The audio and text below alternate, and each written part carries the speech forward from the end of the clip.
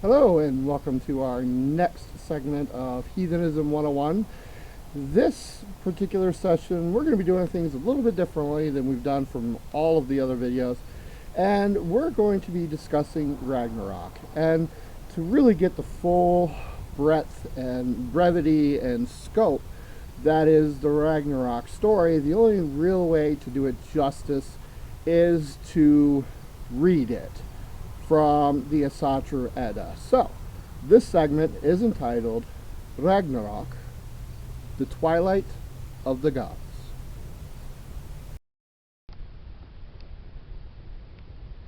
The bad time has passed, but there comes another.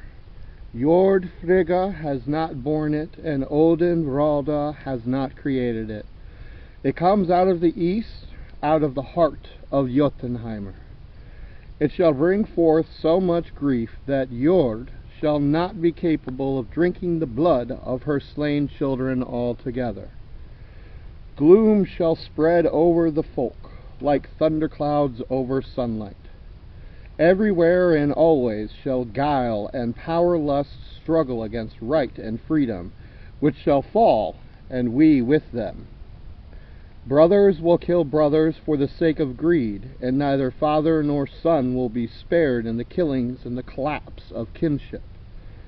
Brothers will become brothers' bane, and blood will spill between sisters' sons. Hardship is in the world. There is much whoredom, axe age, knife age, shields are sundered, wind age, wolf age, until the world falls into ruin. No man dare spare another. Hati Manangar will gorge himself with the life of all who die, feasting on the corpses of cowards. He will cause much ruin, and shall certainly, equipped in a troll's guise, rob the moon. He will catch Mani, and will swallow the moon, spattering blood throughout the sky, and all the heavens, staining the homes of the Godin. Because of this, the sun will lose its brightness, becoming black for winters thereafter. The winds will turn violent, roaring from all directions. The weather becomes vicious. Then will come the second Fimbulvetter. Snow will drive in from all directions. The cold will be severe, and the winds will be fierce. The sun will be of no use. 3 of these winters will come one after another, with no summer in between. But before that, there will have to be another 3 winters of great battles taking place throughout the world.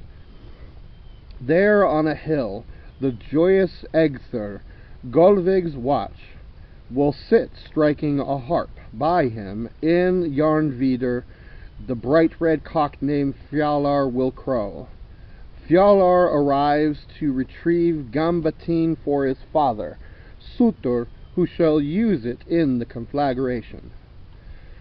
Golinkambi, who awakens the heroes of Herjan Odin, will crow over the Aesir. Another, the soot-red cock in Hel Udr's halls, shall crow in the underworld. The whole world, together with the mountains, will start to shake, so that the trees will loosen from the ground. The mountains will fall, and all fetters and bonds will sever and break.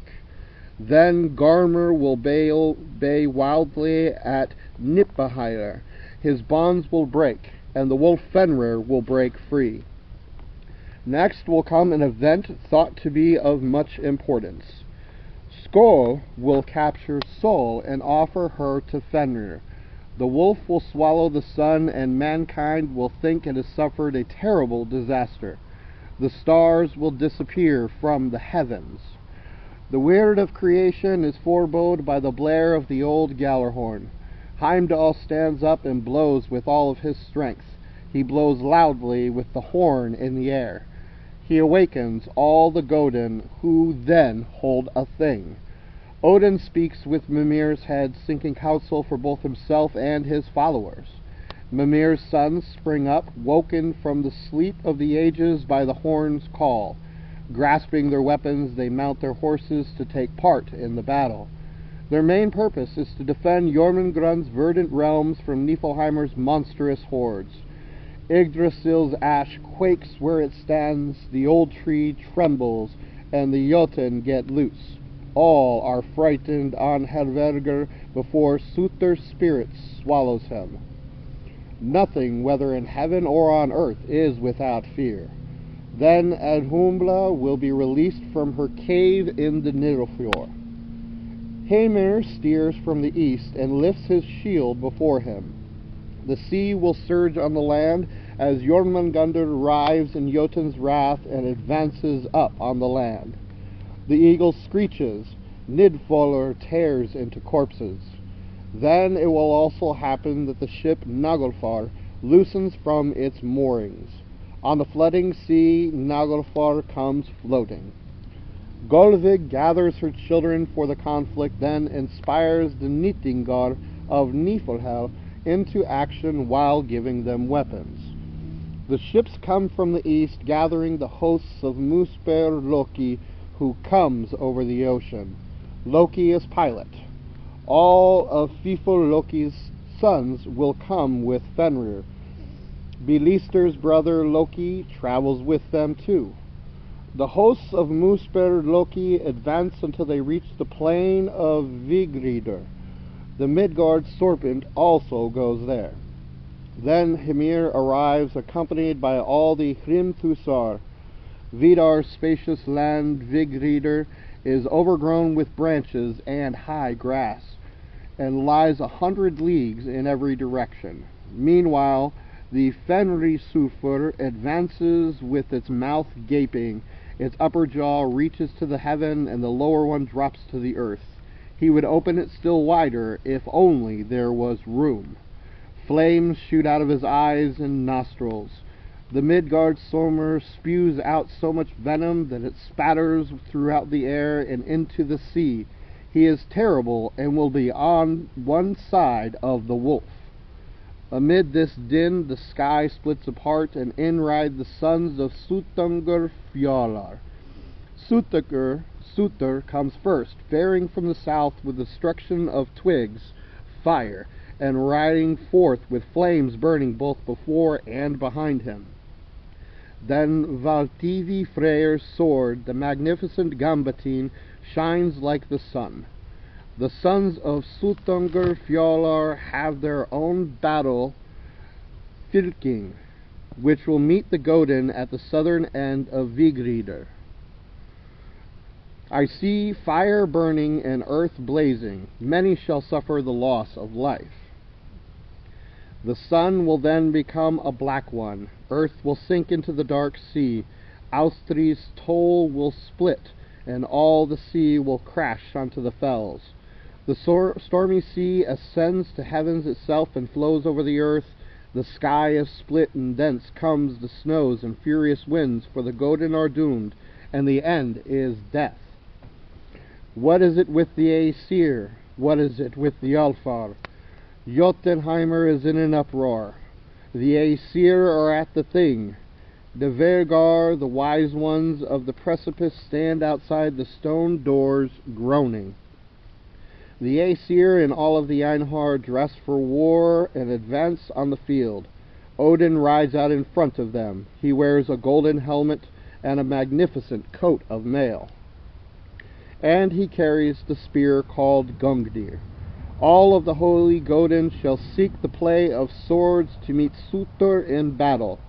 Bifrost breaks when they cross the bridge, and the steeds shall swim in the flood. Odin goes again, Fenrisufr, with Thor advancing at his side. Thor will be unable to assist Odin because he will have his hands full fighting the Midgard Sommer. Hati Managarmr advances.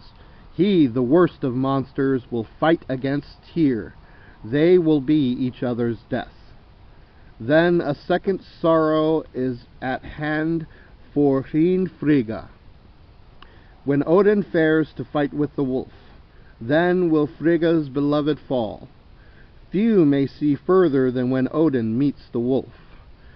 Fenrir will swallow Odin, and that will be his death. But immediately afterwards comes Sigfodr Odin's mighty son Vidar to battle with his chosen monster. There will the son descend from the steed's back to boldly avenge his father.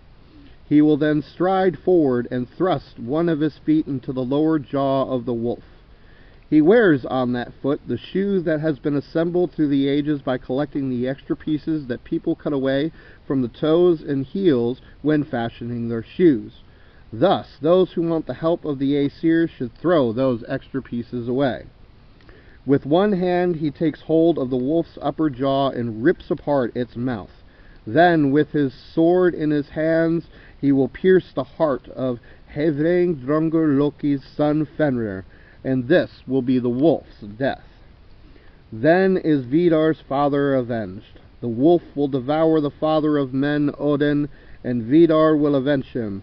He will cleave his cold jaws in conflict with the wolf. Then comes the strong son of Hlodin Frigga, Vidar's brother Thor, the bane of wolves. Odin's son walks to battle with the Ormr. Jormungandr comes with frightening suddenness against Thor and blows poison at him. In his rage, Thor will slay Midgard's Ormr, but Fjorgyn Frigga's son will take 9 feet in steps before he must boldly collapse from the poison. The Ormr spits on him, and he will fall to the earth dead. Dead men from Niflhel clear the lands of all people. Loki will battle with Heimdallr, and they will be the death of each other. Heimdallr cuts off Loki's head, and he himself is struck in the head, which is grown with spear-like hairs. Freyr, Beli's brilliant bane, will fare to fight with Surtr, and he will be a fierce exchange before Freyr falls. His death will come because he lacks the good sword, Gambatin, which he gave to Skirnir Odr. Next, Surtr will throw fire over the earth and burn the whole world. The sun is blackened, the earth sinks into the sea, the many stars have fallen from the heavens, and fire gushes against Yggdrasil. The flames leap high against heaven itself. What will be after heaven and earth, and the whole world are burned? The Godin will be dead, together with the Einhar and the whole of mankind.